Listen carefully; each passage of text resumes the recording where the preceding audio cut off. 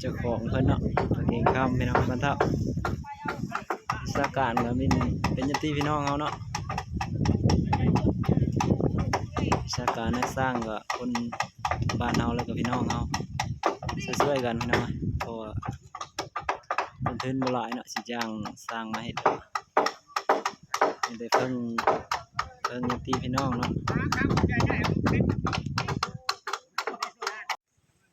ใกล้สิสำเร็จเนาะพี่น้องเนาะสำหรับตั้งเสาเด้อให้สร้างวิศาการเฮากำลังตอกตอกไม่ห้อยเนาะ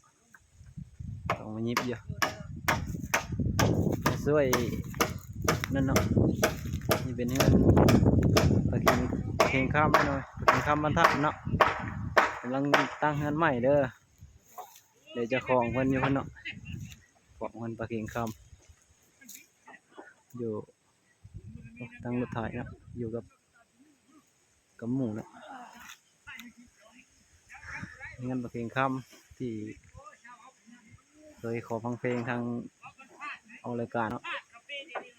มันจะมีญาติพี่น้องหลายคนมาช่วยเนาะ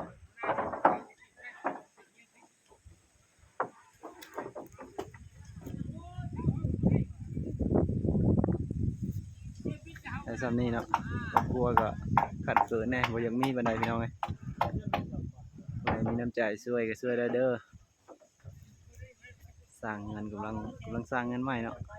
โอ้โหว่าสิเสร็จหรือบ่เนาะสำหรับต้นทุนเนาะมีน้ำใจก็ช่วยมาได้เด้อผู้เล็กก็น้อยก็บ่ว่ากันเนาะ